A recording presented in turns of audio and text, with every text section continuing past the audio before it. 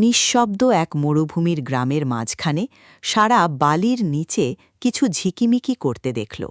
সেটি ছিল একটি সোনালি নোঙর।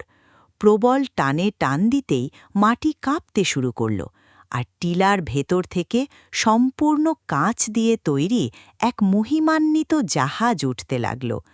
আবির্ভূত হল এক ভুতুড়ে ক্যাপ্টেন, যার কণ্ঠ ছিল ফিসফিসে হাওয়ার মতো।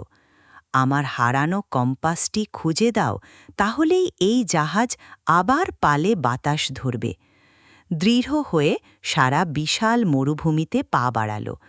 সে অনুসরণ করল জলজলে বিচ্ছুদের এক সারি, যা তাকে নিয়ে গেল এক বিরল ক্যাকটাসের ফুলের কাছে। ফুলের ভাঁজে লুকানো ছিল ক্যাপ্টেনের কম্পাস। সে যখন কম্পাসটি জাহাজের হালচক্রে বসিয়ে দিল, কাঁচের সেই জলযান শক্তিতে গুনগুন করে উঠল এবং বালির ওপর দিয়ে সুশোভিত ভঙ্গিতে ভেসে উঠল। এখন থেকে তুমি ডেজার্ট এক্সপ্লোরার, ক্যাপ্টেন স্যালুট জানিয়ে ঘোষণা করল।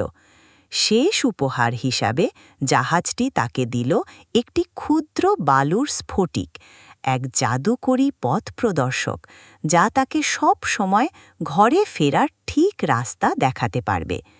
যদি এমন জাদুকরী অভিযান তোমার ভালো লাগে, তবে আরও আশ্চর্য গল্পের জন্য আমাদের চ্যানেলটি সাবস্ক্রাইব করো। দেখার জন্য ধন্যবাদ।